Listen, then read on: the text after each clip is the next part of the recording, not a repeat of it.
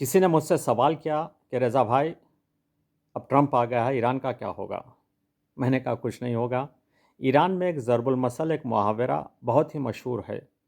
कहते हैं खर हमान खरास पौलान शाबाश शुदास। अब इसका तर्जुमा बताने से पहले मैं आपको कह दूं पालान किसे कहते हैं।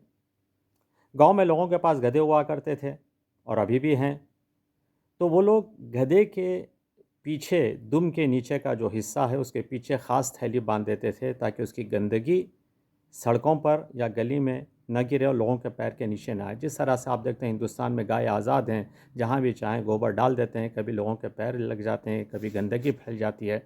तो ईरान में गधे के लिए ख़ास एक थैली बांधी जाती है जिसका नाम है पालान। अब गधे तो चेहरों से पहचाने नहीं जाते। अब जब कभी गधे का मालिक पालान बदल देता था, नया पालान लेता था गधे के लिए, तो लोग उससे सवाल करते थे, नया गधा खरीदे हो? तो वो कहता था नहीं भाई, गधा वही है, पालान को बदल दिया है, पालान नया है। तो अमेरिका की सियासत भी उसी गधे की तरह है। गधा वही गधा है, सियासत वही सियासत है, बस पालान बदल दिए गए हैं, यानी प्रेसिडेंट बदल गया है। आपको वही जंग अफरोज़ी, गारतगरी, असलहे बेचना, लोगों में जंग फैलाना, तेल चुराना, जुल्म व सितम। 40,000 फ़लस्तीनी अगर मर जाएं तो कोई बात नहीं, ईरान में एक औरत मर जाए तो ह्यूमन राइट्स की बात आ जाती है। ये सब इनकी सियासत है। हाँ, फ़र्क है बाइडेन में और ट्रंप में। इसलिए कि ट्रंप को दूध निथारने का बड़ा शौक़ है और वो अरबों को गाय कहता था, दूध देने वाली गाय। अब ये जो गाय है 4 साल से उन्होंने दूध देना बंद कर दिया था, बल्कि पुतिन को दूध दे रहे थे।